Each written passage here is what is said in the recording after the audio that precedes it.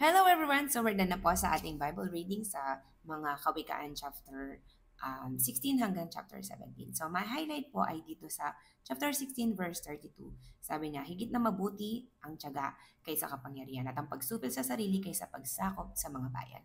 So makita po natin dito na napakabuti po ng merong katiyagaan, no? There's patience because sa patience po, meron pong, sabi niya, let the patience or let the work of the patience in our life, no, be done. So, ibig sabihin talagang may gagawin po. Kaya pala, thank God, no, sa mga situation. Thank God for the people na ginagamit niya so that we can have the power and the ability. Amen po ba? So, and then, ang pagkakaroon ng disiplina ay higit sa pagsakop sa mga bayan. So, ano po yun? So, makikita po natin that walang kwenta po, no, kung maglilid tayo and we don't know how to discipline ourselves.